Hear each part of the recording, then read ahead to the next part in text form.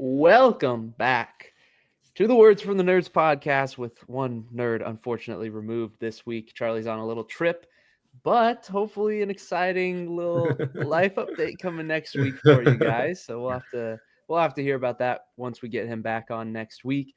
But I'm joined with Aiden today. We still have some great topics to talk about. We checked out a couple of movies. We of course still got Peacemaker rocking, but a couple of housekeeping things before we get into it. Of course, if you're watching on YouTube and you're new, hit that subscribe button, especially if you're here from any short form content. Also, make sure to hit that like.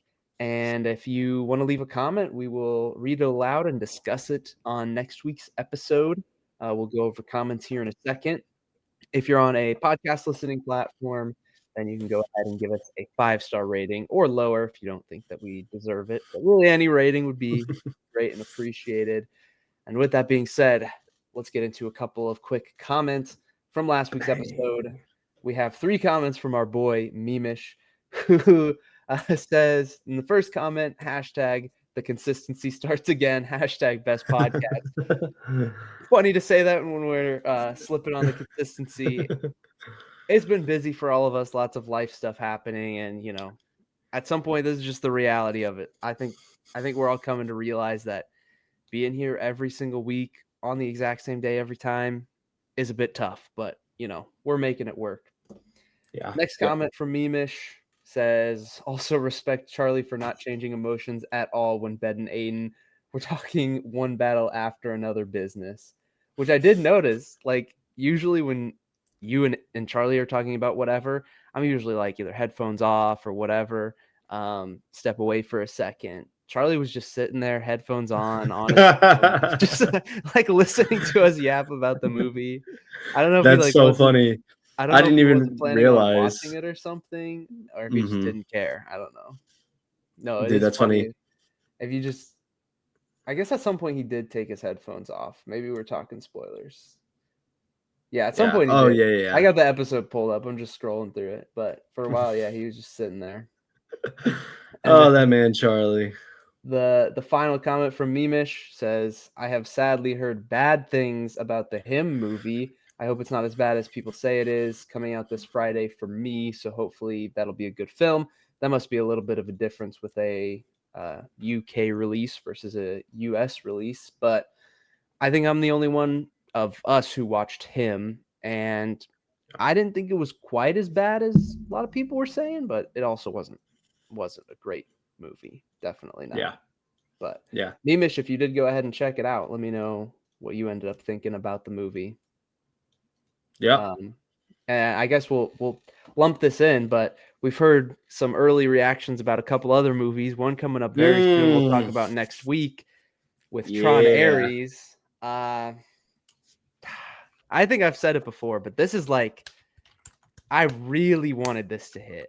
Yeah. And I don't know if you've looked at the actual early reactions, but I've basically heard great soundtrack, which like I'm really happy to hear that. Really good Yeah. visuals, but just everything else, it's just a huge step down from Tron Legacy, which Tron Legacy, as much as I love it, I'm not going to say it's like a perfect, amazing movie, like it's a really good movie, but it's not amazing. So to be a step down from that, it's like they fumbled. I think you probably Uh, cared about it less than I did, but yeah. Yeah. You and Charlie would be the ones really with the yeah, definitive opinions on when it came to Tron Ares, but I mean, I'm never gonna prey on a movie's downfall, so I still like the yeah, trailers looked sick. I thought like this, even just the pure scale, and the visuals, I mean, it all looked so cool. And so I was like, man, you know what? Maybe there's a universe where this bangs, and hopefully this is that universe. And so, it's a bummer. I wanted the same thing with Rebirth, Jurassic World yeah, Rebirth. yeah,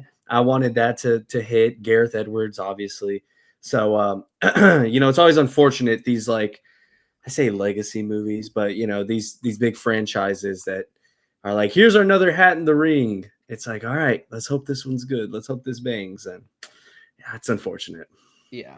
I mean, and in the case of Rebirth, you had Gareth Edwards, who, like, not that he has a phenomenal or perfect track record, but he pretty much was hitting like 7s and 8s with his movies with some great visuals and some really nice storytelling. I was a big fan of the creator, his Godzilla Yeah. movie, and Rogue Yep. One, of course. But for the Ares director, I don't know if you know this, but the guy who directed Ares is the director of the 5th Pirates of the Caribbean, Dead Man Tell No Tales, and then the 2nd Maleficent movie. So like, Whoa. did franchise movies for Disney, and Yeah. they are bad. Like they're some of the worst within that Oh franchise. gosh. So I'm not all that surprised about it in that regard, but it still is unfortunate. But in Yeah. in better news, we also got some early reactions to Aiden's little list pick for Marty Supreme. Aiden, Oh, you might be cooking here. dude, I'm riding an all-time new high, man. I mean, those reactions just Listen, made me so happy. you were never gonna win. Like at this point, the No, list yeah, was yeah, that's over. fair. But the fact that you saw the vision, you saw the vision, Yeah. and Yeah. and I get it, and like I'm starting to see it as I've seen more of the trailers and whatnot playing in theaters. I'm like, Mhm. this might be cooking. This Oh might be man. cooking. My I'm only looking forward to it. regret is dropping Way of or Fire and Ash for Yeah. it, because if y'all go back to that episode, I sat there and I debated, even like in real time. I still hadn't had my mind completely made up. My wife just got home, so ignore the dogs. I didn't have my mind completely made up, and I was like, man, do I drop the bear or do I drop Mm, Avatar Fire and Ash? yeah. And granted, I think season 4 of the bear is up there with season 2 in terms of like just how great it is. A lot of other people didn't see the vision. That's fine. I can still take solace in the fact that it was a great season of TV, but that's neither here nor there. I could have dropped the bear instead and kept Fire and Ash on there, which is looking very promising. It's looking very Yeah. good. I mean, if I do that, I feel like I have a solid chance at winning, especially with all the things about Marty Supreme coming out. I at least keep it close.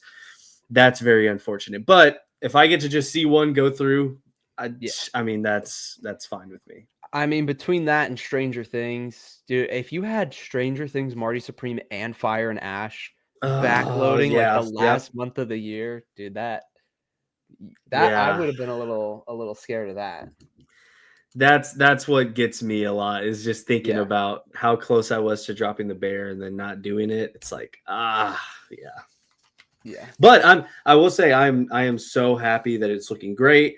I said that this was after everything that happened with I think it was at the SAG Awards when Timothy Chalamet was like, I'm in the pursuit of greatness. You know, I Mhm. want to be the greatest at my craft.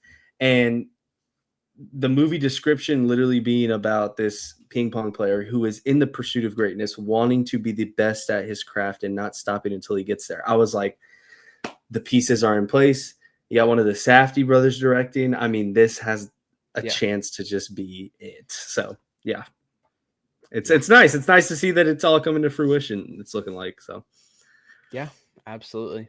I Yeah. think we're all looking forward to the last month of the year is kind of getting stacked up between we got Charlie's pick with the new Knives Out movie.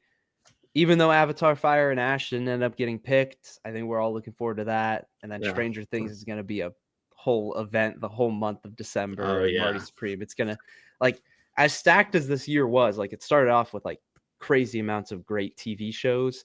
The middle part of the year was like just great movie season. And then, like, it's still going strong into next Yeah. year. So Yeah.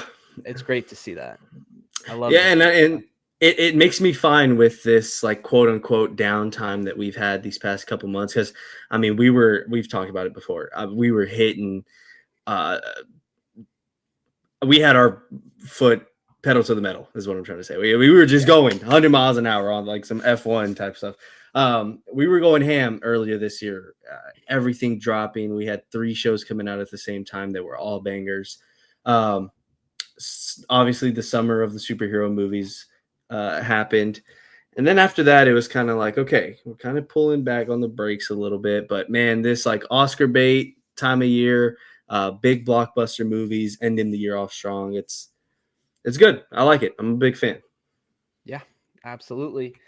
Well, with that being said, if anybody wants to jump around, you can check the timestamps on the video or the audio. We're going to be covering what we watched this week, and then we're going to talk about Good Boy, The Smashing Machine, and Peacemaker, Season 2, Episode 7. So, Aiden, let's get into it. Did you watch anything that isn't the things that we're already going to talk about on this episode? Oh man.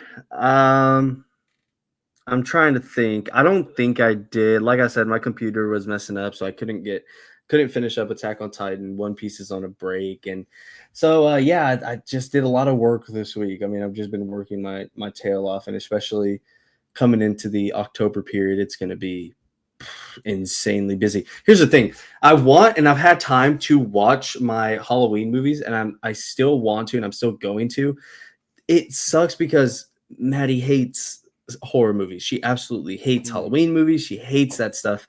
And so she just has no interest and does not want to watch them. So that every time I have time, it's as soon as she's getting home. And I'm like, I could watch these, but I'd have to watch it with her. And she is not messing with it at all. Yeah. So I'm like, all right, fine. We can just watch we've been watching a lot of eating challenges on YouTube, cooking videos. So there's this dude, he just takes on food challenges at any restaurant. Oh, yeah. I've Yeah, probably yeah. seen some He has a short big form old beard. content. Yeah. Yeah. So his name is Beard Meets Food, and I mean, he just takes on the absolute most insane food challenges, and he just crushes them. He has like a 96.9% win rate over like hundreds of challenges he's done. He is just a beast when it comes to it. So we'll be eating our food, and it's weird because I'll make dinner. We'll be like insanely full, and I'll be like, "Oh, there's no way he finishes this." And she's like, "We'll play it. We'll see." So I play it, and I'm like, "Damn, he did it again." So we've been watching a lot of that cooking videos. We're on like an all-time high. Josh Wiseman on YouTube. We'll just sit there and watch him doing like food challenges, like recreating the best foods from video games and stuff like that. So it's been weird. Yeah, we'll just kind of sit home eating dinner and then just throw on like eating challenges or food videos, cooking videos. That's just been our niche, and we've just kind of chilled with that. So that's really all I've been watching. I am gonna get on the horror movie grind though. I am gonna knock out a couple of those. But hey, I got one in the books this week, one we're talking about. So yeah, that's about Have it. you seen the It movies, and do you plan on watching the prequel series that comes out later this Yes. month? Yes, I didn't like it too. I feel like they took it to end game, like, oh, here's this Fumbled. big monster battle. It just Yeah.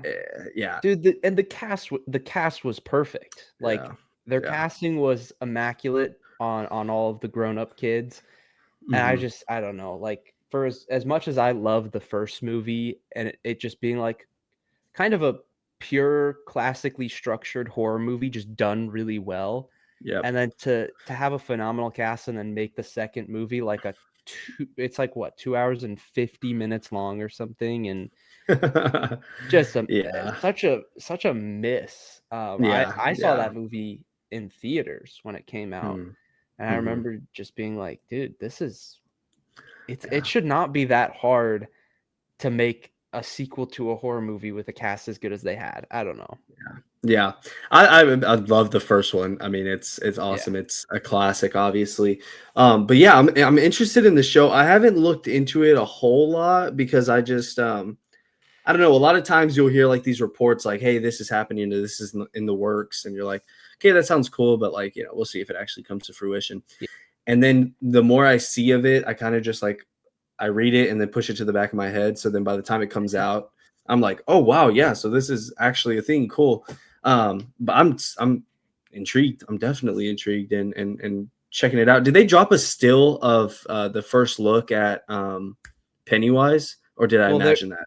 there's a trailer, and then there was like a still from the trailer that started to circulate a little bit. Hmm. I haven't seen the full trailer, but I think the only thing I really know is that he's back as Pennywise, which is like Yeah. phenomenal. Like that, if you're gonna do a prequel story, and in this case, because of who Pennywise is, being this extraterrestrial being, like you can just cast the same person. You don't need to worry about, the time frame doesn't affect that at all. So that really excites me. But I'm pretty sure the Mhm. stills that came out were like just because there was a couple shots in the trailer. Okay, yeah, I guess I had just saw that they had posted somebody had posted something and I was like, "Oh, that looks sick." No, yeah, I'm very invested. I'm gonna be there to check it out. I mean, how could you not love like it and Pennywise and stuff? So that and just like other, you know, throwaway news, the Friday the 13th prequel series on the topic of prequel series and Brad Caleb Kane as the showrunner. He's doing it. Welcome to Derry. He's also doing that one for A24's Friday the 13th. So yeah, Hmm. I'm all over that stuff. Yeah, I think some of these horror franchises work better as series, like just because their storytelling is like movie wise is usually pretty simple, and I don't know, I feel like you could translate that well and pretty easily. Yeah, yeah. So yeah, I didn't catch anything, but you know, I think it'll still be a big month, and so I'm excited. Yeah, think the only other thing. Okay, I watched two other movies outside of the things we're going to talk about.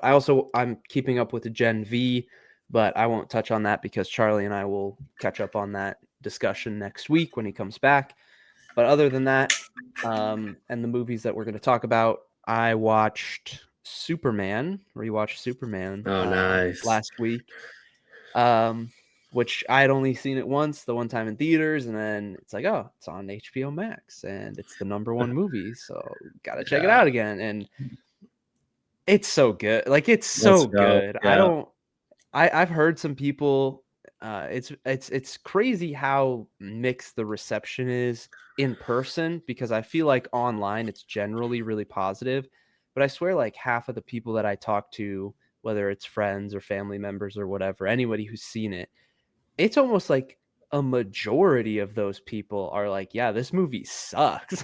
And wow, there's one crazy. friend in particular, and okay, I say friend, but he's more a friend of a friend. So like him and I aren't directly close, but we know each other. And he is like the biggest hater of Superman. And like we Mm, really got into it one night. And luckily, since we're not like tight or anything, I was kind of letting it loose a little bit with him. But yeah, yeah, and then for other people when they've said how bad the movie is, and I just like I don't even want to get into it with people. yeah, I'm like, okay, that's that's fine. yeah. You think what you want No to think. point.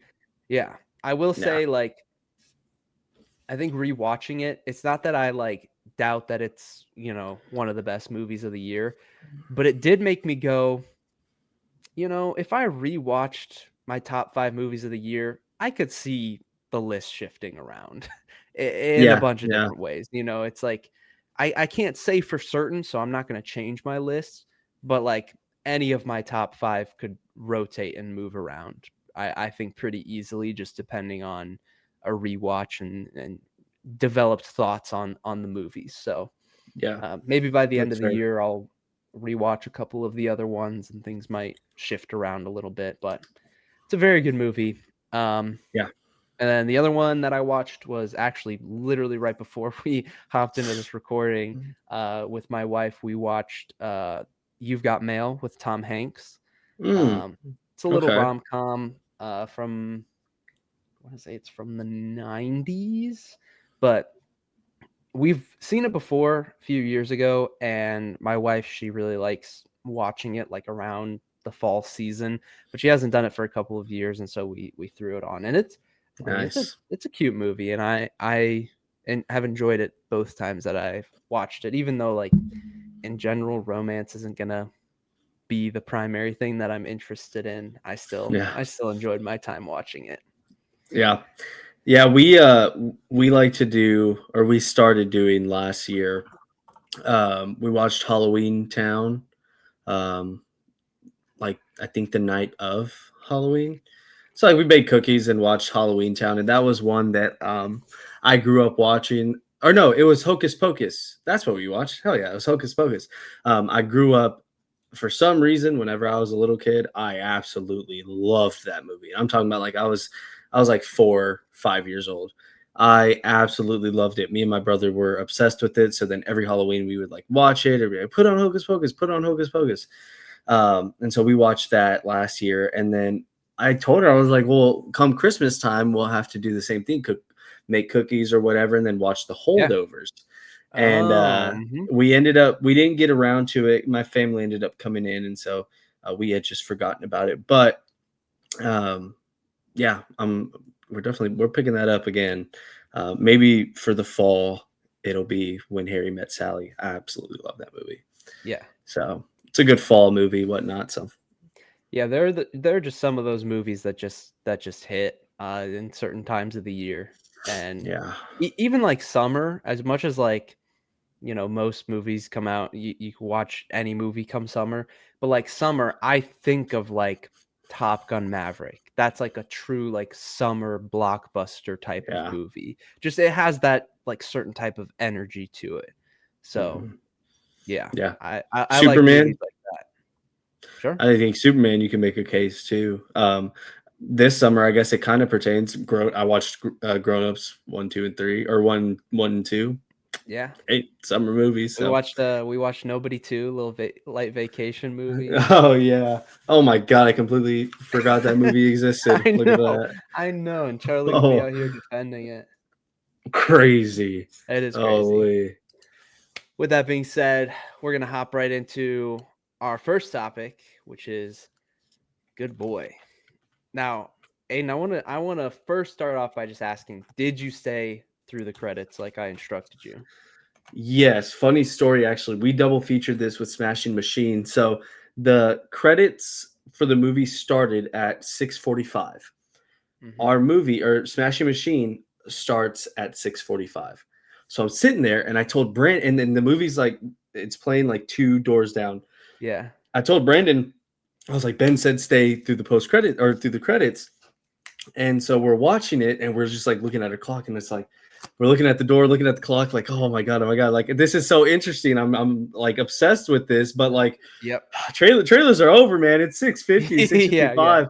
I think it was actually like 7 something. And I was like, okay, dude, trailers are definitely like this movie has started. I still have to use the restroom. I don't even know if I'm gonna be able to run up there and scan my ticket or get a refill. Like I'm just gonna have to wing it. So I got like I want to say 75% through, and I was like, okay, I gotta go. Smashing Machine is definitely like already started. So I ran down the hall Yeah. and Smashing Machine, it had just I caught the tail end of the opening sequence with the credits going over him winning the belt and whatnot. And so I was like, okay, I definitely missed some stuff in Good Boy, but Yeah. like I was gonna miss Smashing Machine. So yeah, I watched Yeah. a majority of it. Okay, you did. Good boy. Just cooking up that joke all week. Dude, well, like I wanted to tell you that, and then I almost sent the as soon as you were just like, "Oh yeah, thanks for letting me know." I almost was just like, "Good boy," like right away, but had to save it a little bit. Um, It was but worth I it. don't I don't even know. Like I think when Good Boy ended, I was like sitting there on my phone. I didn't know there was anything after the credits. And typically for Smashing Machine, I didn't stay for the credits of that. Typically Mhm. for most movies, I just leave when the credits start. But for Good Boy, I was just like I got on my phone for something and then all of a sudden more stuff started happening and I was like, "Oh, okay." Nice. And I had the reverse. I started with Smashing Machine and then I had like a 30-minute in between before Good Boy. Oh, So, anyways, nice. our initial reaction for Good Boy in 3, 2, 1. I don't even know what to do. Uh, Like I don't know. it's yeah, it's odd. It, It's here's what I'll say. yeah. Please start us off. I will. Yeah, yeah, yeah. After watching that post-credit breakdown of some of like Mhm. the filming, the effort, it gave me a deeper appreciation for what's already very evident about the film, which is holy crap, how did they capture the performance of a dog genuinely being the main actor of this movie? Yeah. And that feat alone is such an accomplishment and done at such a high level that, like, I'm able to appreciate what this film does in that aspect so much, and I can just tell that they're limited by being a tiny production crew just trying to make a movie while executing this one specific thing on such a high level. And so, Yeah. like, they're in a tough spot because in that regard, it's so impressive. And it's like, for me, it was worth watching just to see Indy, the dog, perform. Mhm. Absolutely. That was worth it. Uh, but as a movie, it's just kind of Yeah, you yeah. know? And we had lots of debates about this because immediate like getting out, I was like, I mean, I'm like leaning towards like a 5 or 6. And like granted, now I think I'd be comfortable saying I'm more like at a 6, 6.5, maybe on a good day. But um solid 3 out of 5 stars. And Brandon was like, "Oh yeah, no, I love that. Like that was great." Hmm. And even my sister-in-law was like, "Oh yeah, that was awesome." I was kind of the only one that felt that way. Yeah. But like the more I thought about it, the more I was just like, this is weird. And I want to talk to you a lot about the how you interpreted a lot of it, because we landed on 3 different Oh, wow. answers, right? When it came to um, things that happen in the movie and things that Indy interprets. And we've been almost a week removed from this movie at this point. If you don't want spoilers, we're going to delve into spoilers here in a little bit, or we can do it right now. I mean, up to Ben. We can I mean, dive into spoilers. dive into spoilers. The movie was all right. Indy was Yeah, great. Go yeah. support this small budget film. Yes, Absolutely. support it 100%. Yeah. Um, so yeah, we landed on 3 definitive things, right? Because the way I interpreted it, I'll take you through each of us. The way I interpreted it was beginning of the movie. I saw the text, "Did it come back?" Right. So I see, "Did it come back?" I'm like, okay, cool. This guy's obviously like throwing up blood and stuff. Cancer, right? Immediate where my mind first went. As the movie goes on, I hear the word like rehab, but then I also hear the word relapse, and I'm like, I don't know. And so I'm like playing with all these ideas, like, is it cancer and like whatnot. So we see the patch on his arm, and while he's laying down, and Indy spots it and sees like the shadow growing, right? She knows, or he knows, something is wrong. Um, and then the guy passes away. So my whole thing was, oh, okay, he has cancer. He wanted to go to his dad's house, live out his final days there. The house is haunted. Indy's trying to protect him from this. Well, what Brandon and his wife interpreted was, oh no, this guy's definitely a user, because they hung on to the word rehab. They heard the word relapse, and "did it come back" could easily mean, did your cravings come back? And whenever he was gone all day and he comes back with that band aid on his arm, that he was out using. See, when I saw that, I'm like, oh, that's treatment, right? Anyways, they see that he's using, obviously, like the guy, the demon that Indy sees looks like tar, right? So maybe Yeah. heroin, things like that. Sure. Um, and so he's having to fight these demons that are constantly torturing him, and Indy gets to see those demons that he's fighting, right? Because that's how Indy interprets it. He's Yeah. fighting these demons, whatever. So those were the 2. Brandon got home, he read up a little bit more, and he was like, well, actually, a lot of people also believe what you think, which is that it was cancer. But he said that the consensus that they landed on was it's cancer. And early in the movie, Vera says, they say that dogs can like sniff that stuff out inside of people, and they can like sense something going on with them. And so that Todd had cancer, Indy sensed that, and the way that Indy interpreted it was all of these demons haunting him and haunting both of them Mm. and causing torment in their house. That's what I keep saying she. That's what Indy sensed in him, and that's how Indy made sense of it in his head, was that something's going on with Todd. All these creatures are like trying to take him away, and Yeah. the cancer's trying to win, and so yeah. So with those 3, I want to know which one you landed on while watching the movie. I don't know that I landed definitively on. I think I lean more towards it being like cancer or some sort of illness rather than him being a user. but I don't know if I can say that like confidently. Like I could see Yeah, myself yeah, going back and forth on that. I definitely think that the haunting of the house and of Todd and Indy, I didn't interpret that as you know, an actual physical haunting as much as it was a representation of whatever Todd was going through.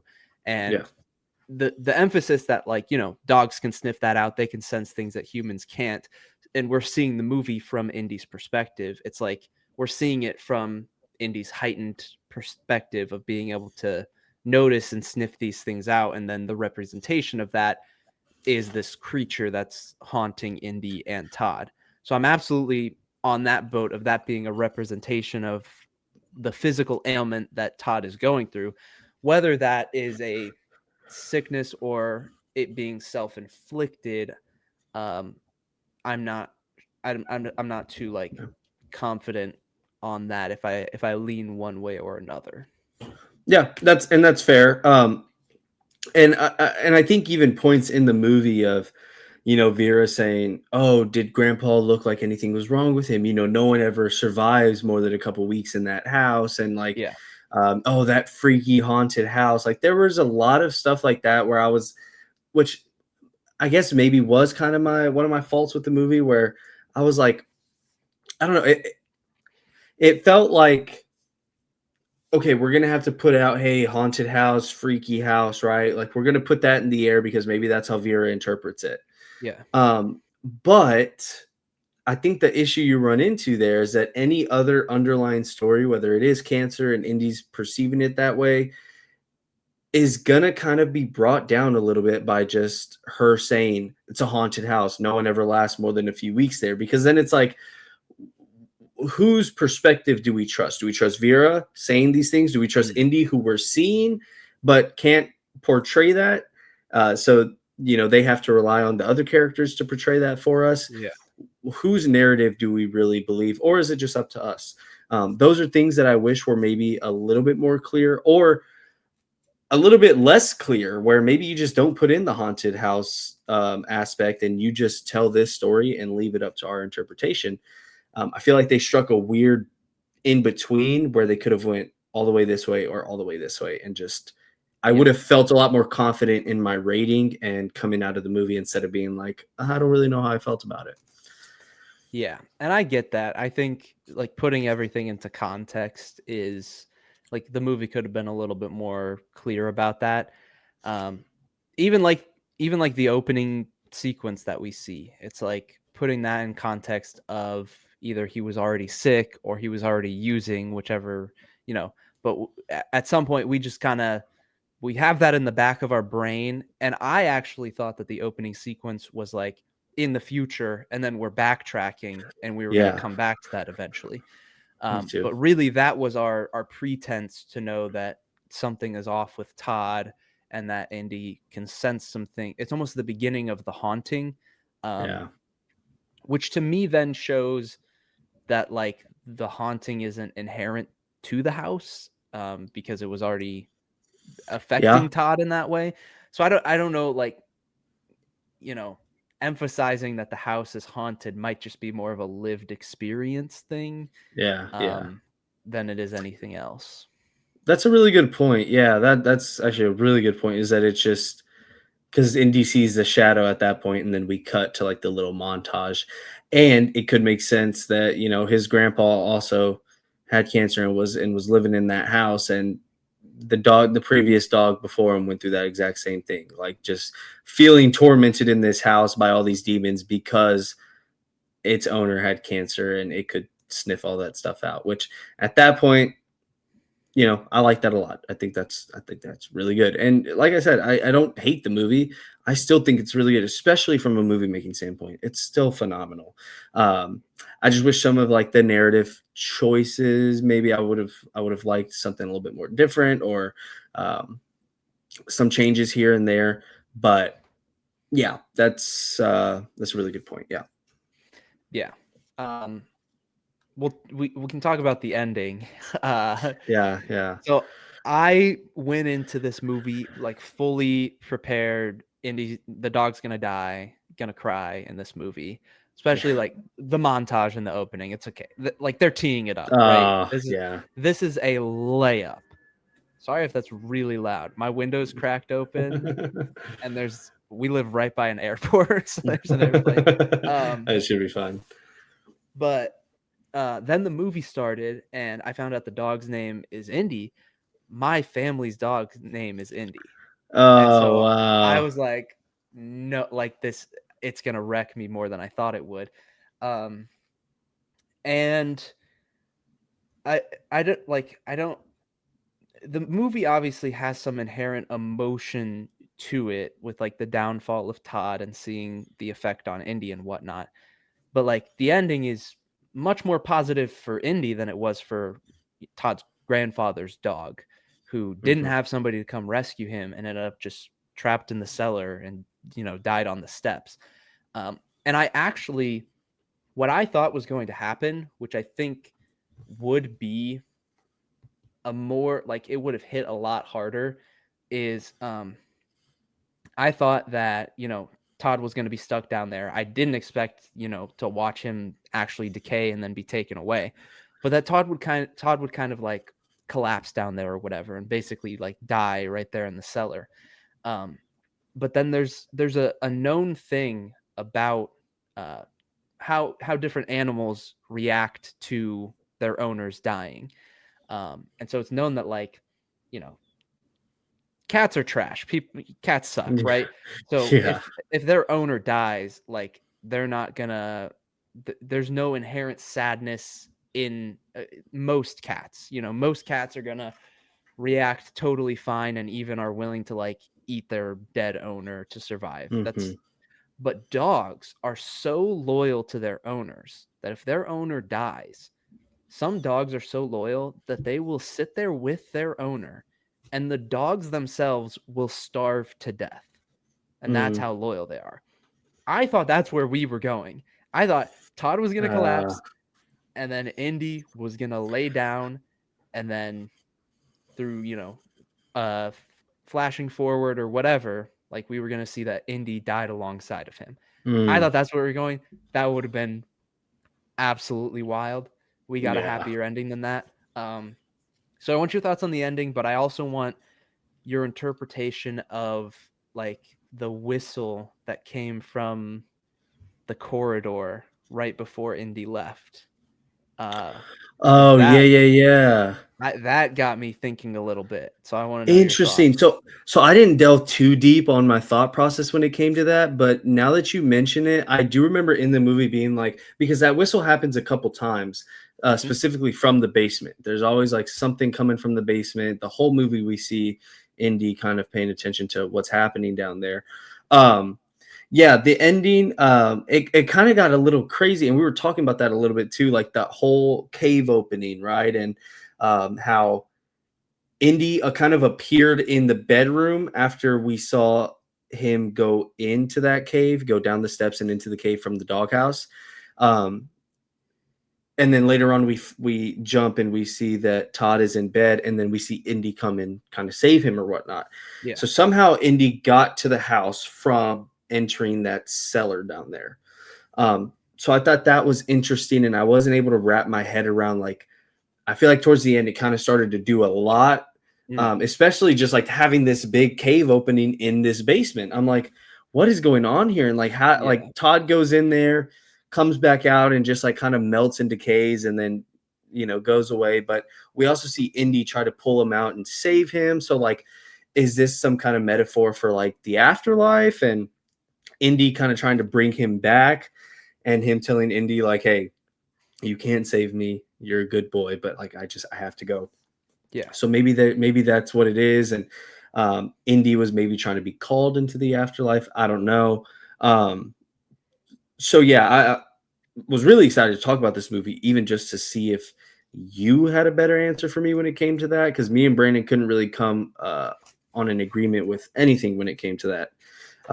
Everything that happened in the basement, and especially seeing the other figures pop up and walk around, the other figures with the skull face, and even the dude that was like covered in mud that we see occasionally with the candle flicker.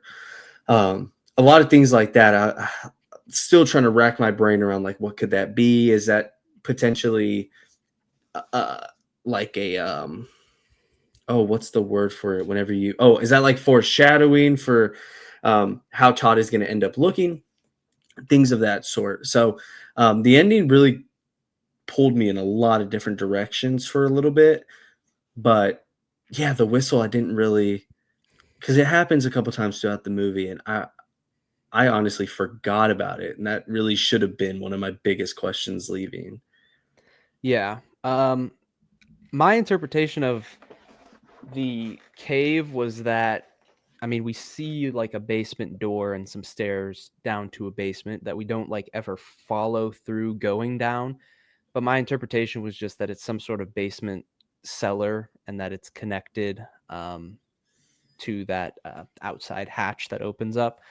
That was my interpretation. I didn't really like think further into it about how that actually fits in. Now, still like there just being a cave system down there. Yeah, it's a little it's a little odd, but Uh, then as for a couple of things with the ending, the whistle, my interpretation of it is Todd obviously is gone, and the whistle is Indy still having a heightened sense and awareness of Todd in whatever, in the afterlife, I guess, in the same way that Indy could sense all of the haunting that was happening of Todd. So it's almost like my interpretation is he almost joined into that.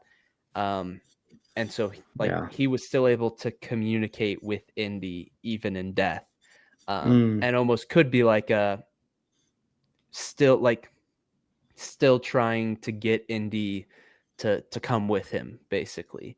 Um, but then Indy makes the judgment call and decides to leave because I mean, and I think that points back to the narrative of dogs have a better sense of these things. So you could mhm. just reason and say Indy could hear the same whistle that she's heard from her owner Todd, but she can know that that's not a good idea and she can walk away from it.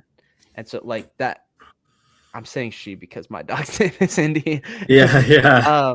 But that's how I interpret the whistle. As for like Mhm.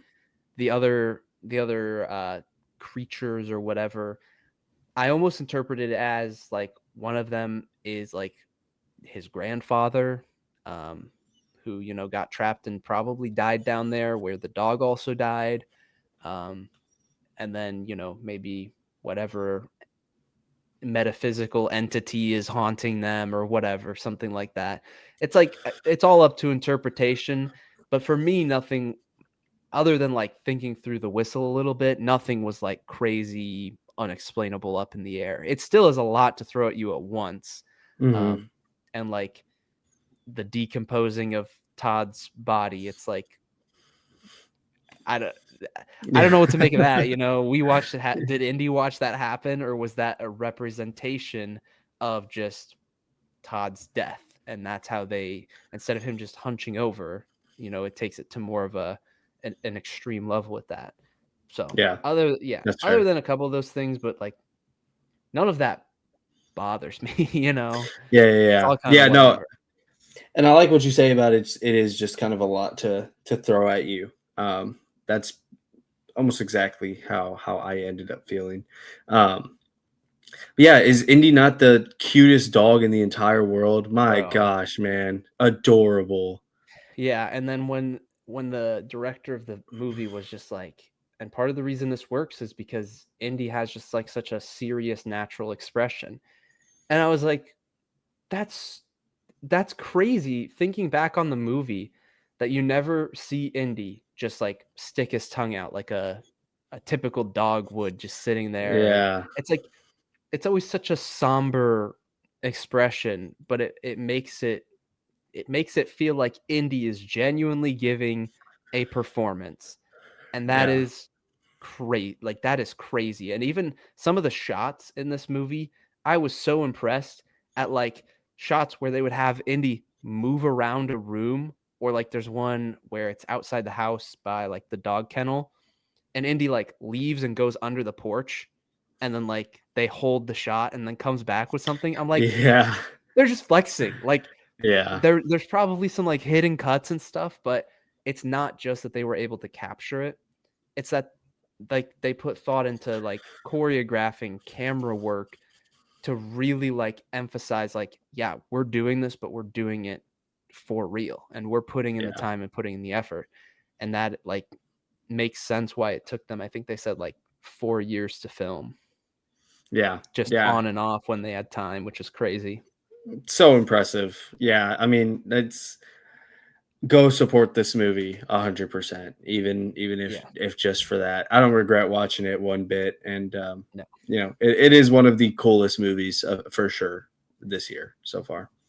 Yeah, I don't know if you saw this, if you had been on Letterboxd a few days after the movie came out, but the cast list changed and now includes Indy the dog as a Oh, cast that's member of this awesome. movie. I want you to open it up right now because the picture that they chose for the Letterboxd Uh, profile of Indy is adorable. dude, let me go look. Oh It my is so gosh. good. Yeah, But it'll be it's go just for it. like it's genuinely deserved that Indy is Mm-hmm. a part of the cast. Indy is the main character of this movie and the main actor of this movie. Yep. Yep. It's, I mean, here's for a bright future in acting and career in acting for Indy the dog. Okay, let's see. Oh, Letterbox is so weird on what's it called? PC. That's what I'm Yeah, on right now. Let's see. Oh my goodness, dude. it's so good. That's the most emotion I've ever seen out of him ever. I know, I know. Like, Oh my yeah, gosh, that's awesome. yeah, and it looks like just looking at the film's weekend that it had, and it wasn't in all theaters. It was in about 1,600, which is still like quite a bit. And a lot of it has been word of mouth because people have heard for a couple months now, like there's a horror movie coming out from the dog's perspective of its owner getting possessed, and all the comments are like, "Please tell me the dog doesn't die. Please tell me the Yeah, dog doesn't yeah. die." And I think that word of mouth helped it um, quite a bit. Not that it had a crazy opening weekend, um, but it did about $2.5 million this past weekend, Man. which for a movie like this, I mean that's very impressive. Like Yeah. um, it's up against, I think this movie has only been out for a couple weeks, but The Strangers Chapter 2 it beat, Bone Lake, which just came out. It's a horror movie that just came out. That Mhm. it beat that handedly. Um, it was very close with the re-release of Avatar: The Way of Water. Wow. So That's wild. yeah. So I mean, people really they went out to support this movie, and even sitting down, like I've been used to, depending on the movie, being one of sometimes the only person sitting in my theater room. Like Yeah. Together, when I went to see Together, it was just me. But for Good Boy, there was like 15 people there, which was like Nice. really shocking. I actually wanted to Yeah. see. I wanted to see the opening weekend for Together. It made like $6 million opening weekend, but still, Okay. like Together having two very popular actors and a studio behind it, higher budgeting, a higher budget for marketing, and like a small film like Good Boy can not go toe to toe with it, but not be that far off in the grand scheme of things. Yeah. Well, and I think what Smashing Machine was like 6 to 7 million Let me see. opening. I thought I'm grabbing from like my imagination of discussing film posting that earlier. Yeah, it looks like it was just over 6 million, Yeah. um, So I which mean, is not great for Smashing Machine because pretty sure yeah. I saw it had a budget of like 50 million, which is Yeah. very high for A24, but that's what happens when you cast The Rock and Emily Blunt in your movie. Yeah. Yeah. But I mean, Good Boy to stand toe to toe with Smashing Machine. Hey, I'll take it. Yeah, I like it. absolutely. Yeah, my score, I think I landed on a 5 out of 10. Um, Yeah. some of the people, like, there's some people who are really, really big fans of this movie. I've seen a lot of people throwing out just like that it's a super emotional movie and people loving the ending of the film and whatnot. It's like Huh. I I mean, I can respect it and I can see it. I'm just not quite there. Yeah. Yeah. Yeah. Solid 6 for me. Still had a good time, but shout out to all the ones that absolutely love the movie. I can only respect it. Yeah, absolutely. With that being said, we are going to move into our next movie topic and talk about The Smashing Machine. We'll get into our initial reaction in 3, 2, 1. Yeah, another yeah. I'll what get one. what one of the weirdest double features of my lifetime, I think. The smashing good boy. The Smashing Good Machine Boy. Yeah, it's very weird. The movie is structured very oddly when it comes to biopics, right? And your run of the mill biopics. Um, and so after getting out of both Good Boy and Smashing Machine, I kind of had the same um, feeling where I was just like, yeah, I don't know if I like that, and if I did, I don't Mm, know how much. Like I'm just, it's weird. I'm like, there's a lot of stuff in this movie I can appreciate, right? And I like a lot of what's going on, but there's a lot of other stuff that is just like leaving a weird taste in my mouth, and I don't quite know exactly what I find wrong with it, or I don't quite know exactly why I'm not as high on this as I usually am on other things. Both felt that way for both movies immediately getting out. So still like it. I think this is like another point ahead of Good Boy to where I can say 6.5 to 7-ish. But if I were to give it like star rating, I think it would also fall at 3 out of 5 stars. Same thing as Good Boy. I think they're good movies. I can appreciate a lot of what's going into this, but there is also equally as much that I'm like, why don't I like this as much as I usually do, or as much as I feel like I should? This is very weird. yeah, no, I agree with that 100%. And I think I was able to pinpoint what it was for me because I think like performances. I heard somebody say like The Rock gives a performance that you would expect from any competent actor to give in this role. I don't think that's I I can understand what they're saying, which is like this is a standout for The Rock, but wouldn't be a standout for other actors. I think he Yeah. deserves a little bit more credit than that because of the physical transformation, on top of still giving the best performance of his career. You kind of have to take both of those hand in hand. Emily Blunt gave an amazing performance. Another performance that I think is just going to fly under the radar, just because of Dwayne Johnson and Emily Blunt, is Ryan. Is it Bader? Ryan Are Bader, who plays Mark his Coleman. trainer? Yeah, yeah. No, his friend. Well, trainer at one point, but then friend Trainer during. Coleman. Yeah, yeah, yeah. Bader. Yeah, I think it's Bader. Yeah. Yeah. Ryan Bader, to me, I think that was actually a standout perform. Like I kind of went in at like Dwayne Johnson's going to be good, Emily Blunt's going to be great. I'm expecting that. For me, Ryan Bader was like, not that his performance was complicated in any way, and I know that he's, a real fighter, and that's, they wanted to cast a lot of real fighters in this Hmm. movie, but there was such a sincerity to his performance. It's not that he's a crazy good actor, it's that he just seemed like a real dude. And Yeah. that in and of itself, to me, I was like, this, like, it's subtle, but it's like it's really just genuine. It's sincere, and I Yeah. really appreciated it. So performances great. I like the way the movie is actually filmed and the look of the movie. There's some shots Yeah. that really are enhanced by the fact that it has kind of a retro-esque vibe to it.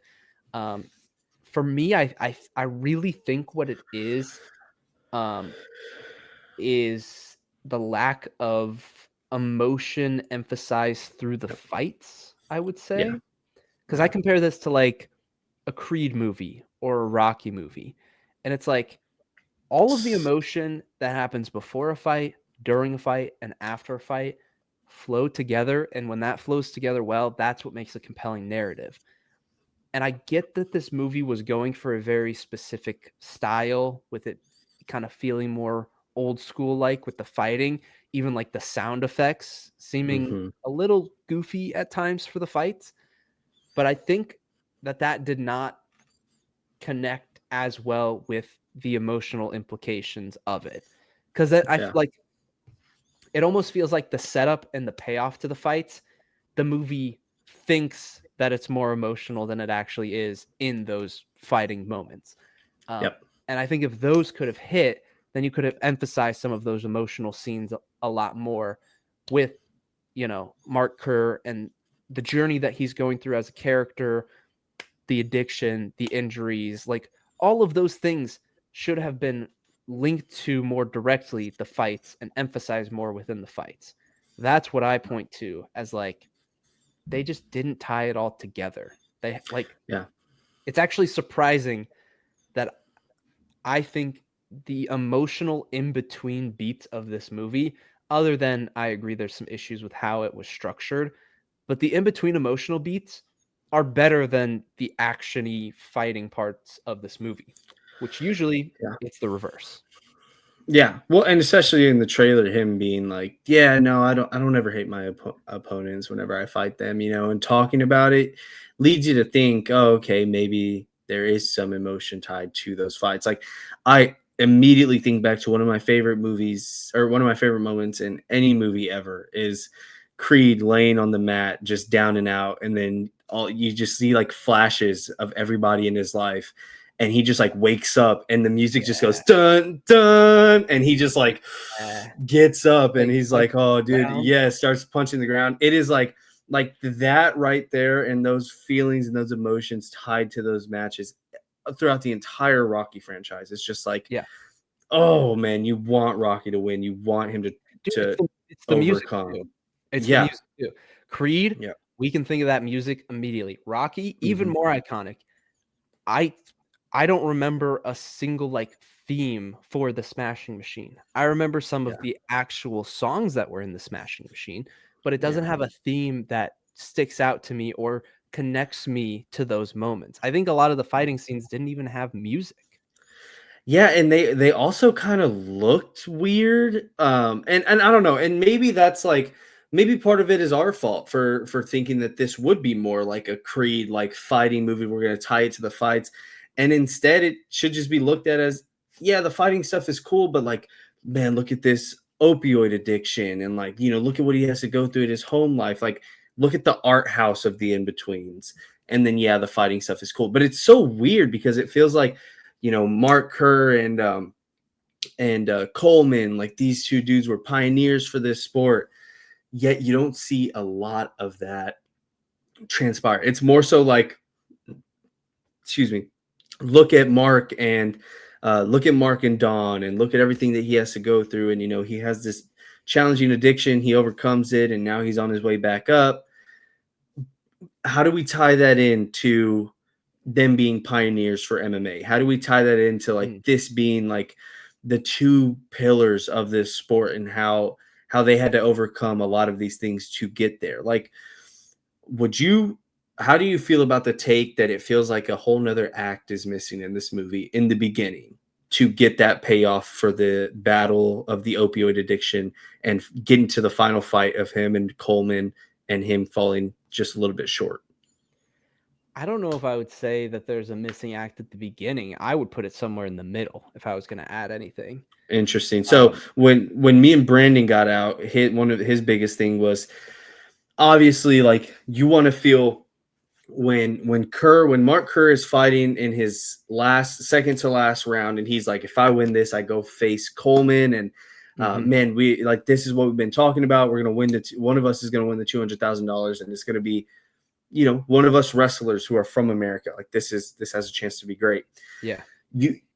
They are obviously building up to that moment, but they're not fleshing it out a lot, right? So like we start the movie out, we get to his addiction, and then about 30 minutes, 40 minutes in, he's coming out of rehab.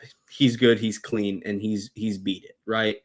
And one of the things Brandon kept saying was like, man, well, that feels like kind of a towards the end type of moment that usually happens in biopics, right? And so that happens, but they have that moment with Coleman in the hospital, and then again, it's a lot of Mark and Dawn, and a lot of like some conversations here and there with Coleman.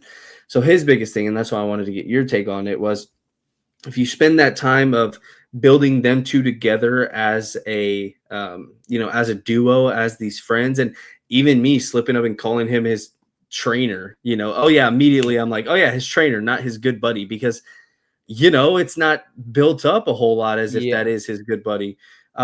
If you start that and go through that journey in the beginning, see his addiction, see how that makes Coleman feel, and then you get to the moment where it's like, man, if he wins this, he fights his best friend for $200,000. Oh, and he falls up short. Like, oh, that's gut wrenching. Except it doesn't feel like that when we get to that moment.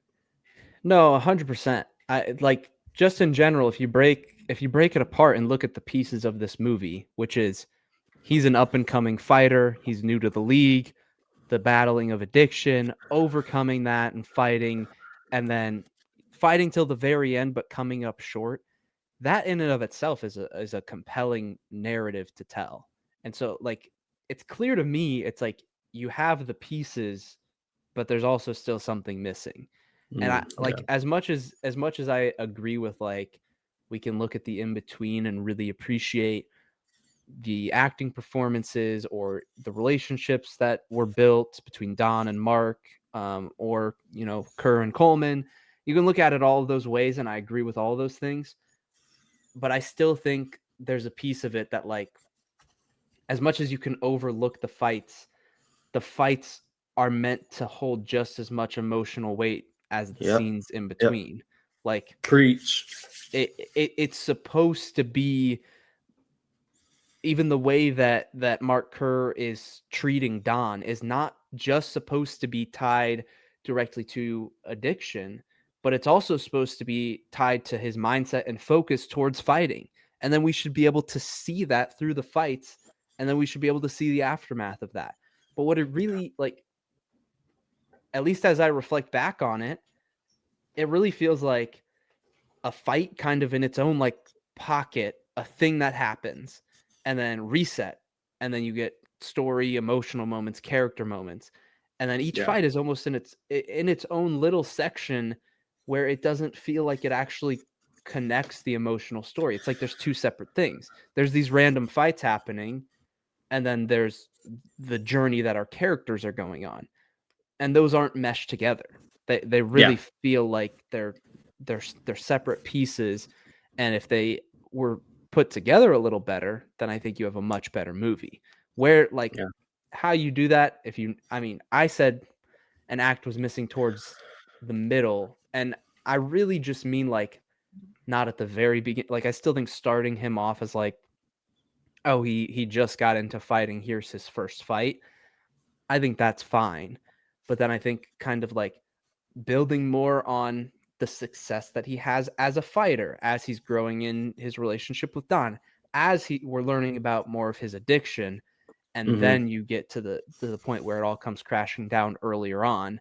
So it is, essentially adding stuff to the beginning, just not like the direct. I don't need them to go further back in time from where they started.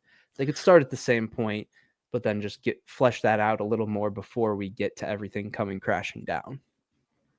Yeah. Yeah, and that was my big feeling with it was like something's missing. I feel like something's missing. I feel like I should be feeling more during this movie. I feel like I should be caring a lot more. Um, and this movie also does something very weird where they just end of the movie cut to Mark Kerr himself now, and he looks at the camera and says, "I'll see y'all guys later," or something like that, and drives off. Very weird to me. I feel like it's sweet Yeah. and it's nice, and I can tell that he's a really good person and a really good guy. You know, even just with the way Dwayne plays him. Hmm. But and I've heard things about him how he's just like a really nice guy. That was very odd. It just threw me off, I guess. Yeah. I don't think I was too bothered by it, but it also is like, I don't know.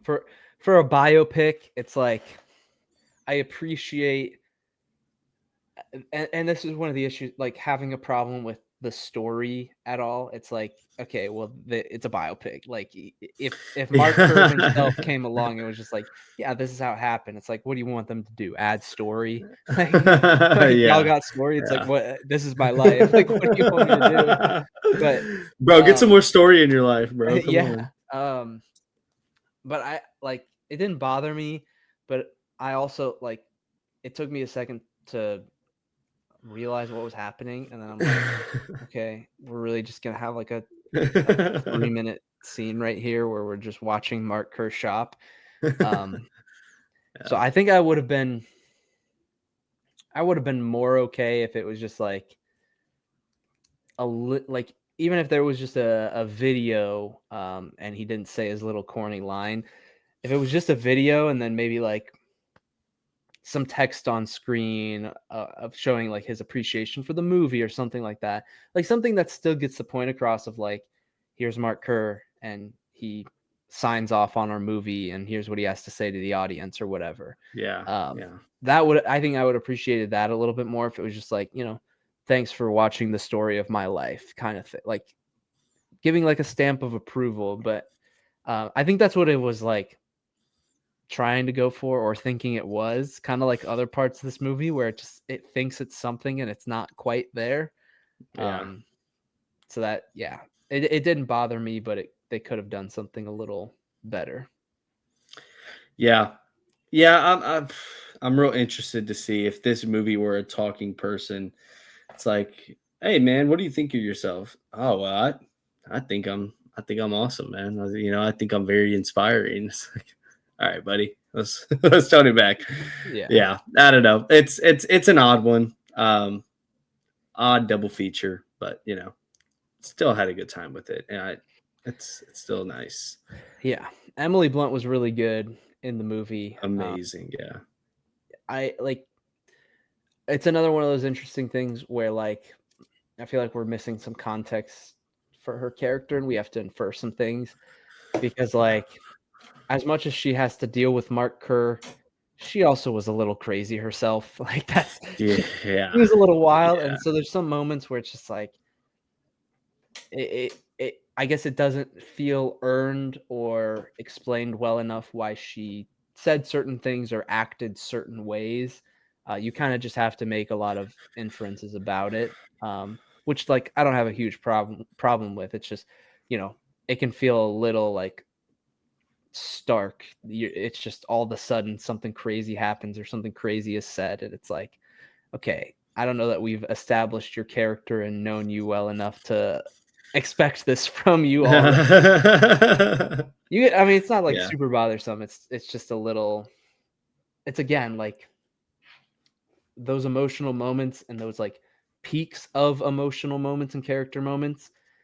It's like the movie thinks that it has built a ton of building blocks to get to that point, to give you that payoff in those moments. And I really think that a lot of those things are actually underdeveloped and missing. As good as yeah, those moments are, they yeah. could be a lot better. Yeah, and even like early off, there were a couple moments that I was like, "Oh man, this like has the potential to hit. Like this is really good." And it's So whenever he's talking about how so obsessed he is about winning, and he's like, you just don't get it, like, like it's orgasmic, and she laughs, and he's like, no, I'm being serious. Like, it is the best thing ever. And she asks her, or he asks her to take a picture of them, and we see that shot from the trailer where she's taking a picture and she wipes her tears away, and I'm like, oh man, that's sad. It's almost like she's yearning for him to be normal about this stuff, because that's where she likes him the most. And then the other moment was when he's talking to Coleman, and Coleman's like, look, dude, you don't have to lie to me, like, I don't care. And then he just like breaks down. I was like, oh man, they're setting up some amazing stuff here. This is gonna hit. This is gonna be good. And then it just never really gets back to that. Or they do, but it never really hits the same, because at that point you're like, okay, I could pass it off in the first 30 minutes because I don't know any of these characters, and these are just like good moments in a little nutshell. Now that I know them, and now that we're getting to this moment, hey man, you haven't given us a whole lot before this. I have reason to not feel anything now. I can't excuse it this time. So yeah, maybe that's what it was. Yeah. For a rating, I went with a 7, and I placed it's 20th on my list for this year. 20th out of 41 2025 releases, right below Mission Impossible: The Final Reckoning. Oh, nice. Yeah. I'll take that. I liked it, not as much as, or a little bit more than y'all, but I'll take that. I think I'd give both these movies, I said, a solid 3 out of 5 stars. This one I would obviously place above Good Boy. I'd probably have it, I don't even know what number this is. 4, 8, 12, 16, 20, 24, 23. Probably have it at around my 23. 23 out of 33. So I haven't watched a ton of 2025 releases, but it's a little bit down there. I think I'd have it under Companion. I think I'm comfortable saying that. I have it right. Companion. I have it directly above Companion. Oh, really? Yeah. So above it on my list would be Companion, Together, Mickey 17, Ballerina, and Mission Impossible. So I got that little. That's like, it shows our gaps of all these movies that we've talked about this year and how we were just like a couple points off and whatnot. Puts it into perspective. So a little bit down there, 3 out of 5 stars. Shout out to The Rock. I mean, you said earlier, Oscar nomination, though. That's the question. They're gonna hand him a nom. They're gonna be hey, look, this moment's good. This moment's sweet. Like, let's enjoy give the him a nom, nod. but you're not winning. Like, now that my dude, honestly, I saw someone say this earlier today. They were like, dude, how poetic would it be? Everyone's been talking about Timothée Chalamet being the Leo of our generation, and them both being nominated for Best Actor, and like how that race, because obviously they'd be 1 and 2, no matter how you flip it. But for that to be the race, I think it's them. It's probably The Rock. It's probably Michael B. Jordan, and then I've seen lots of other names thrown out for a 5th. But man, that's an amazing top 4. I mean, it really is. I think Leo's probably gonna win, though, because I think One Battle After Another is gonna do. It's gonna get quite a bit of nominations at the Oscars. So I see, Paul Thomas Anderson. So I think we'll be riding the high of that a little bit. Then again, Marty Supreme apparently is gonna run away with a lot of Oscars as well. So like, you could say that for Sinners, Marty Supreme, and One Battle After Another. I feel like those are the movies so far this year where people are just like, there's Oscar talk for many categories, lead actor included. So yeah, I'll be interested to see what people say about Jeremy Allen White when it comes to that Springsteen biopic. Yeah. I'll be interested to see. I would love if he jumped up and everyone was like, yo, we should start talking about this dude. But we'll see. I don't know. I really want that movie to be good. I'm not going to lie. That was my most anticipated on our halfway checkpoint. So. Oh, right. Yeah. Something to think about. We talked about a few movies, and I'm excited for the Shelby Oaks horror movie that Yes. has gotten some early reactions, and I've heard some really good things about it. So I Mhm. think I brought that Yeah. one up at the halfway point as just like it's just like Good Boy, even just supporting a little indie film like that. It's a cool thing to do. So for Literally an indie film. exactly for Shelby Oaks to again support a brand new director who was a YouTube reviewer and everything, it's like that's just a cool thing I'm excited to do. But Yeah. It'll be yeah, fun. It'll be nice. yeah. We can go ahead and move on to our last topic for this week, which is Peacemaker Season 2, Episode 7. Mm. Our initial reaction in 3, 2, 1.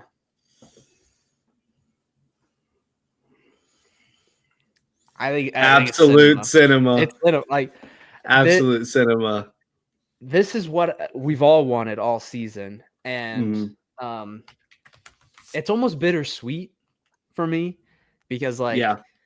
while it's great that we got here, this just so makes me wish that they structured this season differently.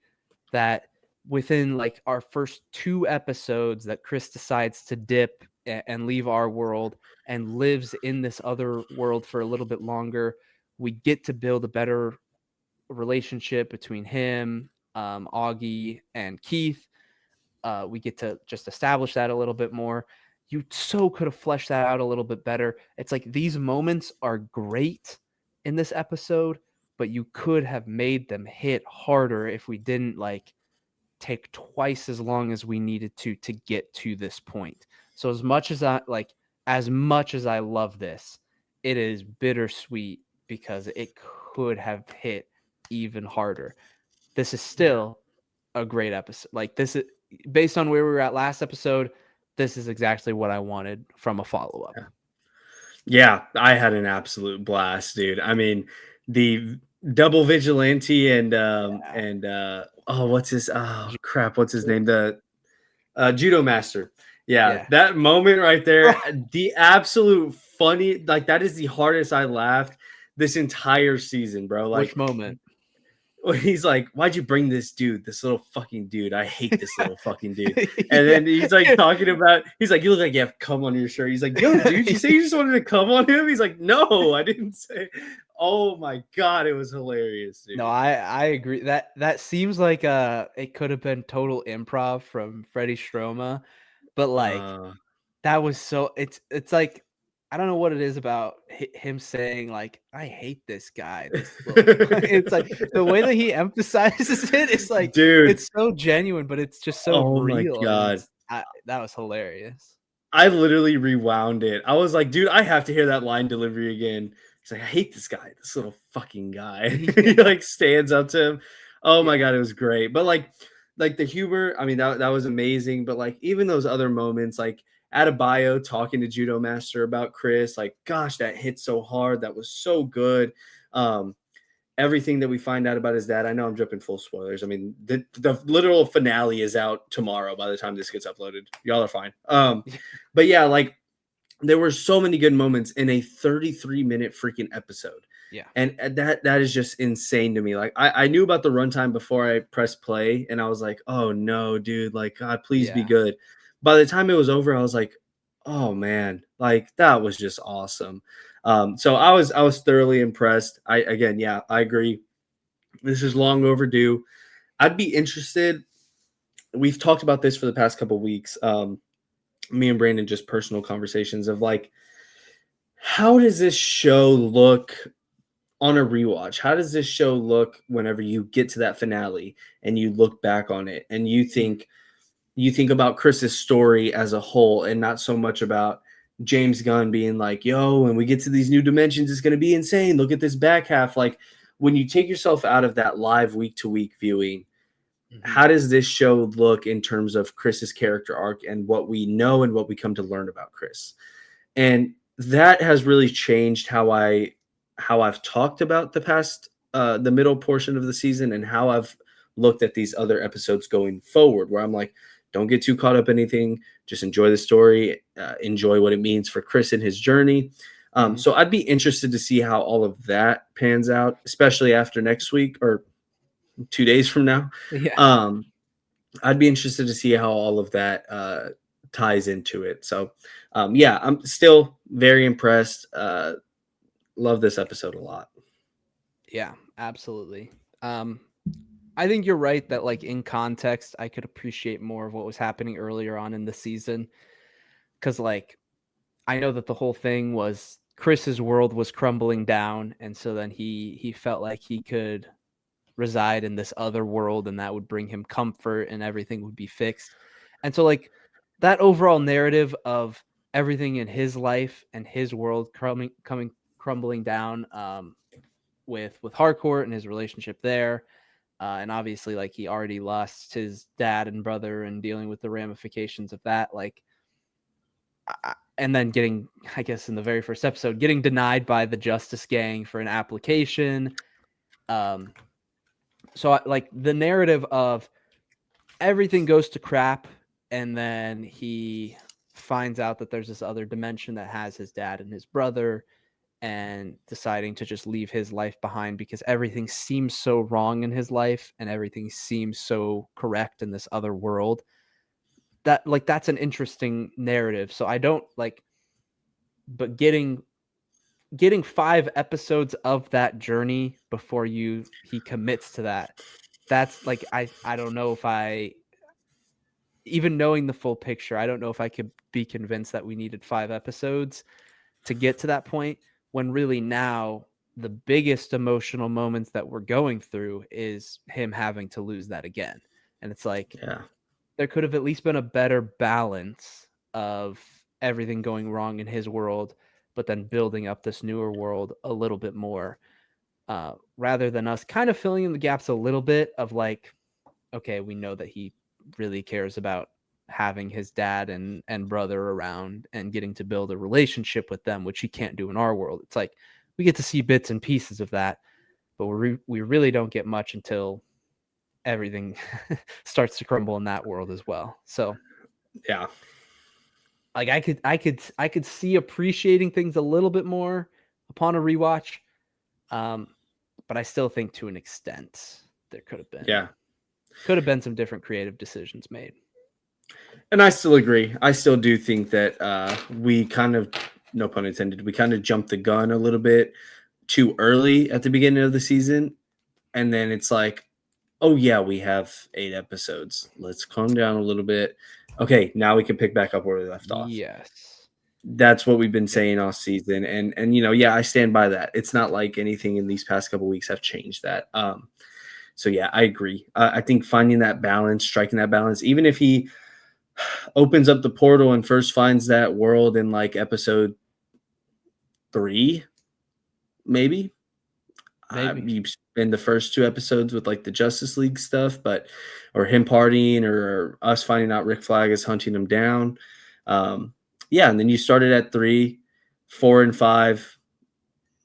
Keep it light. Maybe even 5. We start the entering into the dimension, and yeah, I don't know. Just a balance, like you said, a balance. Yeah, would have been better. Yeah. We'll just go full spoilers from here on out about the episode. Dive into everything really that happened in the back half. The first thing I want to start off with, I don't know if you've been watching or listening to the podcast that releases every single week that's like paired alongside each episode. I've been watching that because I don't watch the like post episode preview for the upcoming week. But the podcast episodes that James Gunn hosts with Jennifer Holland, Steve Agee, and then they usually bring on, a couple of the stars each week to talk about the episodes. But I've just been putting that on after I've watched the episode because it's nice you get a little bit more insight on things. James Gunn officially confirmed on the episode this past week that Augie Smith was in fact not a Nazi in this universe. And in fact, his whole thing and his whole character is that he is just like anti-establishment. So in our world, which was more on the side of acceptance of minorities, our Augie Smith is going to be against that, which is what made him racist in our world. And so then in a world where people are more against minorities, he's anti-authoritarian, so he is going to be against the establishment, and he's going to be less racist. Wow, that's awesome. When you put that in context of his character, which is the anti-establishment mindset, then it's like that makes sense. But like hearing James Gunn specifically say that in this world, Chris and Keith were more racist and more Nazis than Augie was like a holy crap. Like that's a crazy decision to make, but also I think a good decision to make. Like in the end, having it be that he's not just a terrible guy, so that there is more emotional weight when he dies. And for Chris realizing like, holy crap, not only did I find my dad, I thought he might have been bad. I just realized he could have been bad in this world. But now, he even says, like, I don't think he was a Nazi. It turns out that was true. And yet he still got killed. And so, like, that makes it hit a lot harder of like, bro, take this Augie Smith. If he was alive, bring him back to our world. And like, it would have been okay. Like, that's crazy to think about. I mean, it caught me by complete surprise. Like just seeing how he was acting and everything. I was like, oh my gosh, man! Like, am I really like sympathizing with Augie and like agreeing with Augie right now? Like, this is crazy. And didn't even stop to think like, oh yeah, no, he's probably different in this universe. And then before I can even get to any of those conclusions, just Vigilante comes in, just and I was like, oh my gosh, no way they just did that. And it made for such a good moment, caught me by complete shock. And then even just seeing Chris's reaction to it, where he's like, oh no, this is just all me, like I'm the problem. This is just all. That is so heartbreaking, especially to see like how next week look, or how the finale looks, and everything with that. A lot of people think that Chris might go down a sewer slide, but I don't know. I think that's maybe a little bit too outlandish, but still, like, just to even see him handle that and deal with that, that's such a hard thing to swallow. And I think John Cena does an amazing job portraying that in this episode. Yeah.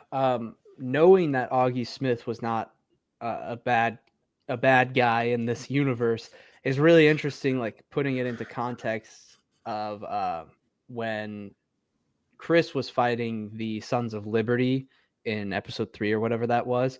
Keith shows up, but Augie doesn't show up, which is something that like people notice now, like looking back on it, is like, because I mean, even Augie says when Keith's like, well, yeah, I was chasing her down, talking about ads, and he's like, what were you doing that for? I thought I taught you boys better. It's like, whoa, like, holy crap, dude. Like, he actually is standing on business in this universe.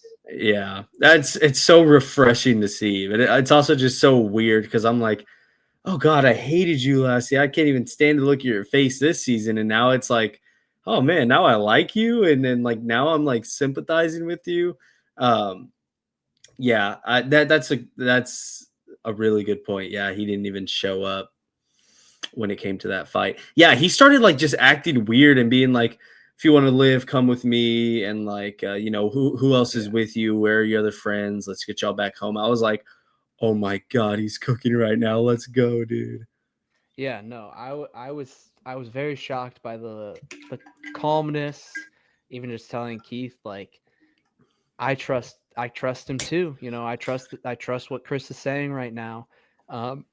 Even after, our Chris admitted, like, yeah, I killed your son. I didn't mean to. Here's what happened. And Augie's just like, I believe him. It's like, holy crap, dude, wait. Yeah, this dude. kind of sucks. He's dead now, but yeah, a crazy shock moment, and then obviously everything that follows. Keith almost dying, and that just visceral scream from John Cena was just so raw, so good. And I honestly, I don't think that we're never going to see Peacemaker again after this week's episode. I think he'll be sticking around.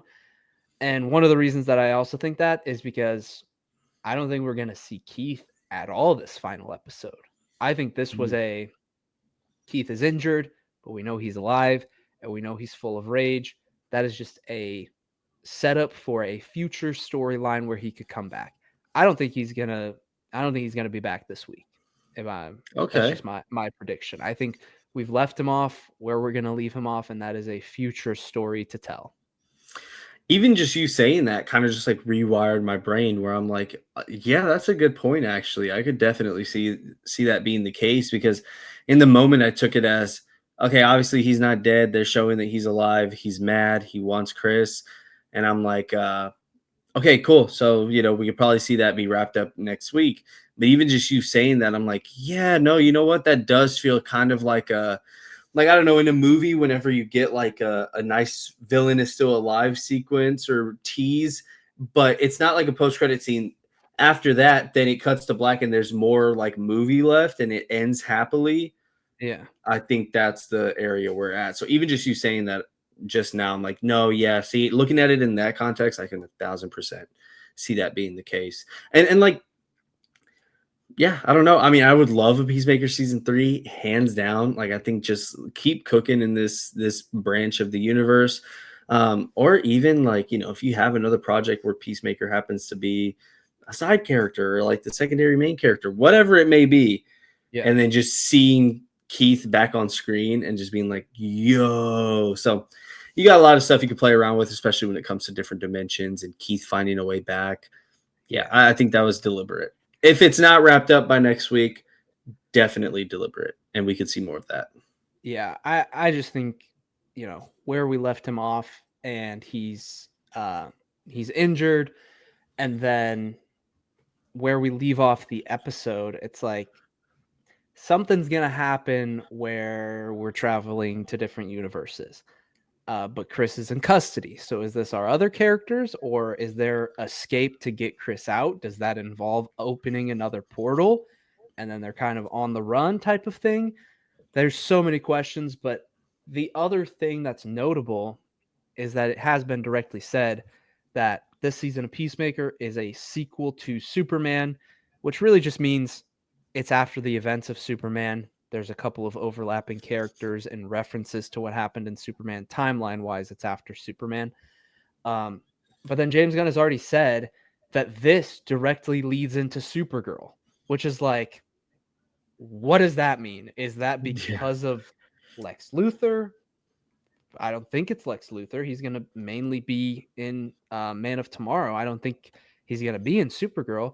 So are we like within this universe hopping? Are we about to find out some crazy things about the DC universe? Are we going to go to, I mean, we're not going to go to a new universe and stay there because James Gunn already boycotted the Justice League with the Justice Gang, showing us that we're in our DC universe. Presently, we are in our DC universe. So it's not like we're leaving. Is somebody coming with us? I don't see how it all fits together. There's so many options. You're bringing up a lot of good points right now, and it's like honestly making me even more excited for the finale. Yeah. After we get through with this discussion, I want to do like a little off the cuff segment that we like didn't even discuss beforehand, but I think it'd be fun. And I'm sad Charlie can't be here, but he couldn't be here before the finale. So what can you do? I want to do it like a draft top 3, me and you, of like cameos that we think, like characters and cameos that we could see in this finale episode. And we'll just go off the cuff and we'll check back next week and see if we get it right. But yeah, I mean, in terms of this tying in, I mean, this is our DC universe. That was made clear at the beginning, and that was for a reason. That was made clear for a reason, probably for Lex two episodes ago, but possibly even for something else. I mean, why do you make that so clear and apparent? Yes, you could say, well, it's because Lex is here and it ties into Superman. Cool. That's the nice, realistic, boring answer. I want the fun answer, which is you establish this as the universe because something happens in the finale where someone gets brought into this, and we Yeah. need this to be established as the main universe for that to make sense. So Sure. whether that's Lanterns or Supergirl or whatnot, yeah, we'll see. Yeah, we will. I'm excited too. Very, I'm so I'm very curious, excited. but there's just infinite possibilities with what they can do. It's just the fact that it's going to tie into Supergirl. It's like how like what does that even mean? And even in Yeah. my head I'm like, if it's something as simple as a character that shows up here is going to be integral to Supergirl, Mhm.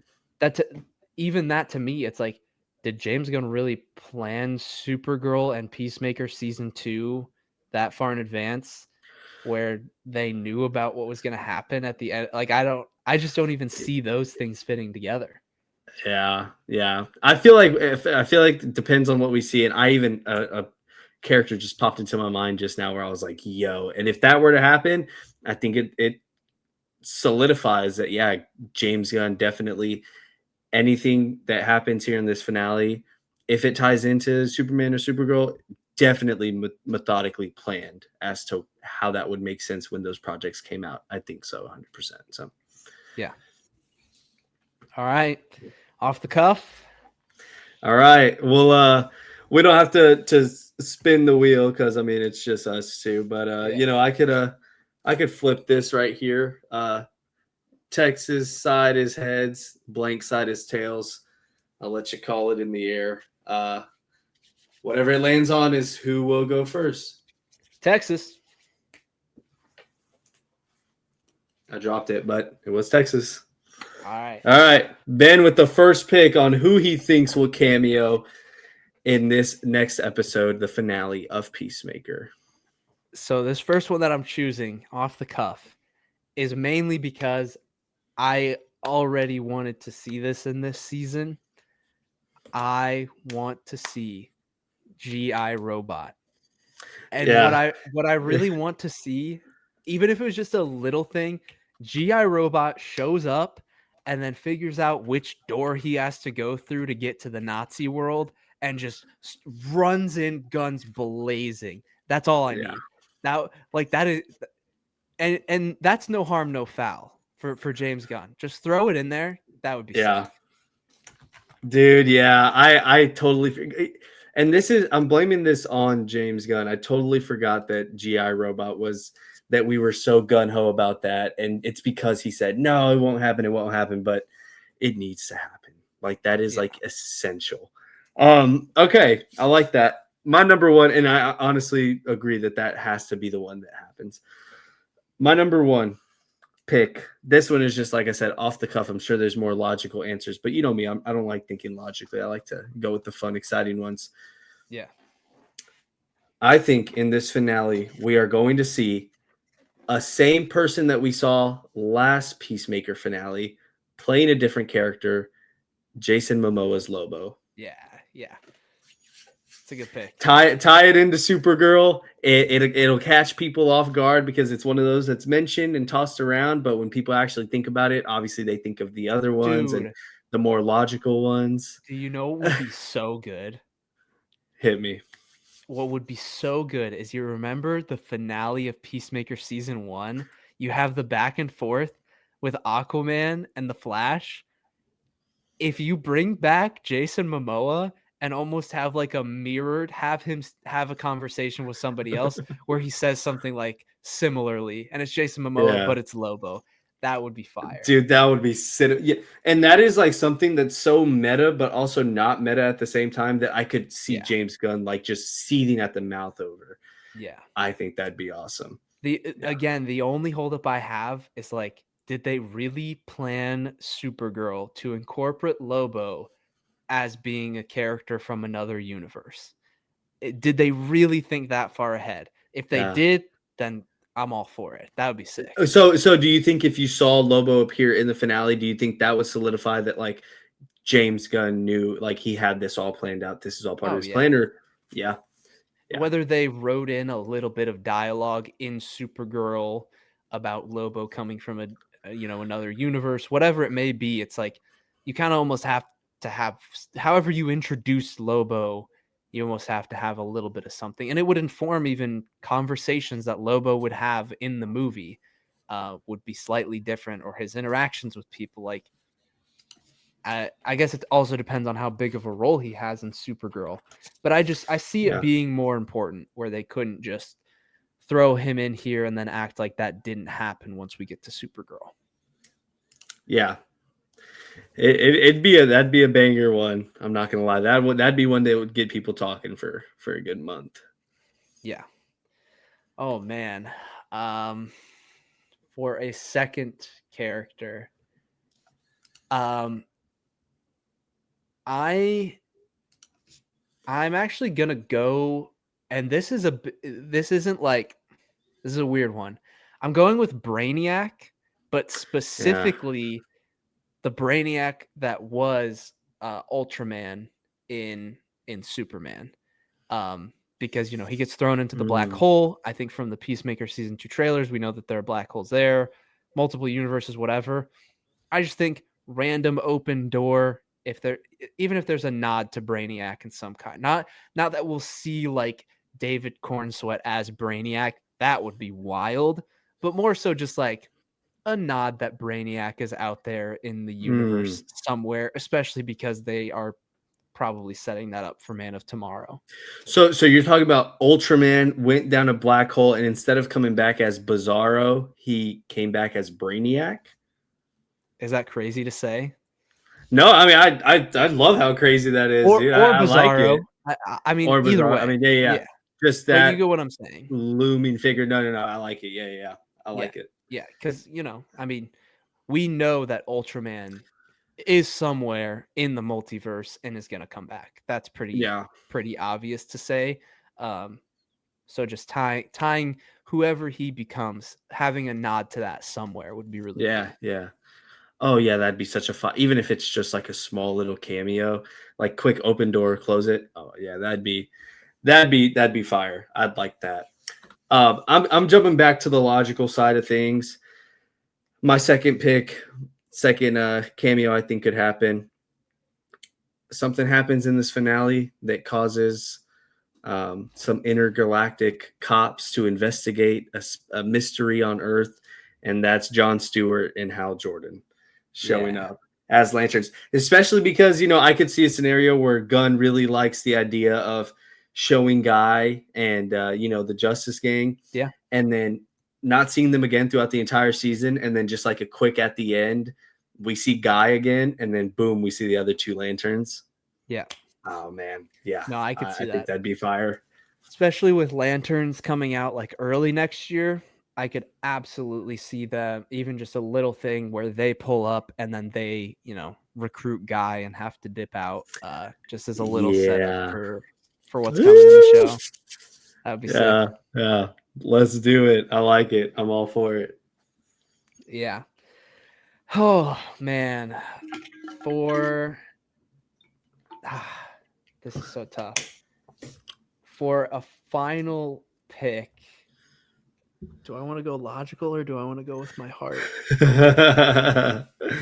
Dude, I want to see Idris Elba's Bloodsport. Is that a good poll? Dude, oh my god, I'd kill for that. Their banter in the Suicide Squad. Yeah. Oh my god, dude, man. I don't care how they do it, if it's a different, like, whatever they do with it. I was just thinking back to Suicide Squad, and I'm like, bro, just bring me back to that. That's dude. He's the, like, even King Shark would be cool to see King Shark, right? But like Bloodsport, oh my gosh. That's just give me that interaction. Oh, that's a banger, dude. I like it. I like it a lot. I saw somebody posted the clip the other day of them two like showing off how they could kill everybody that was at that like camp, and then they find out that all those people were like on their side or whatnot. Oh my, and it's such a funny clip. It made me really like the thought of him coming back. And I think there was even like a shot of him, Rick Flag Jr., and who else was it? What, it wasn't Peacemaker.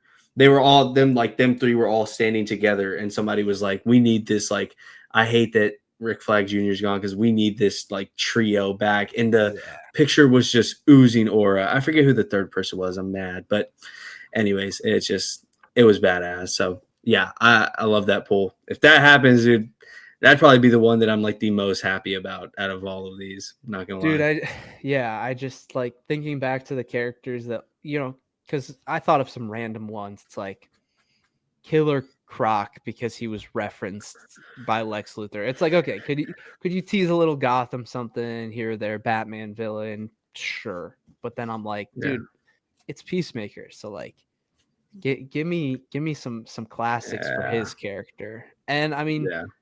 Bloodsport survived Suicide Squad, like Hmm. him, Harley Quinn, Ratcatcher, King Shark, they all lived. So it's like, I don't know. It's not that far fetched, I guess. Yeah, yeah. No, I like it. For my last pick, I'll just tell you what I was gonna do, but I don't even want to do it because I'm like, there's no way it happens. We get a first look at our DCU Batman. We get something, and I know nobody wants just the silhouette or just like the picture, or like just a suit or whatever. Yeah. People want to see the actual. There's no way that would ever happen, No. but I'll throw it out there just in case. The logical pick, I'm going to lot, but going back to logical, my third and final pick, Superman. We get to see Yeah. Superman. I mean, like you can't like you spend all season saying that he's not in the show, that you couldn't get Yep. him, or that he was Matt. If you give us Superman, everybody's gonna love it. I mean, who is not gonna love more David Cornsweet? Superman, he's already the most loved superhero this year, so it's like keep the fire rolling, or keep the ball rolling, keep the fire going. David Cornsweet, Superman. Even if we just see a little nod, Peacemaker cameoed in his movie, let him cameo in Peacemaker. So Yeah. logical side, I like that. So Yeah. just to recap, our Peacemaker finale cameo draft, because the episode literally comes out this Thursday, which is a day from now.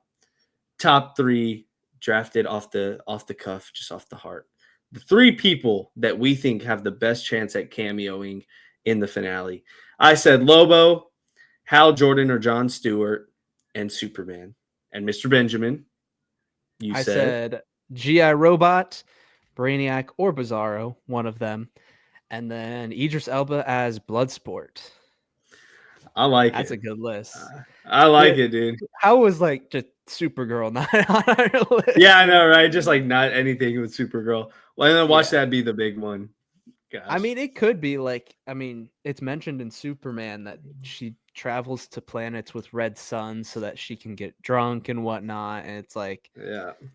like her or Superman, just with their connection to universes and all that. It's like they're probably more likely than some of the other ones that we mentioned. But Yeah. yeah, I like it. We'll keep our eye out. It'll be fun to circle back to. hey, all of these are more likely than Blue Beetle, as much as I hate to say it.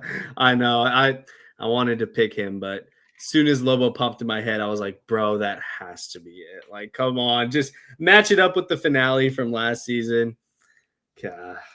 Yeah, absolutely. It's a good list we put Awesome. together. Yeah. Yeah. It'll be fun. Yep. So next week we will be discussing the finale of Peacemaker and also Tron Ares, which would be a really great time to discuss that movie.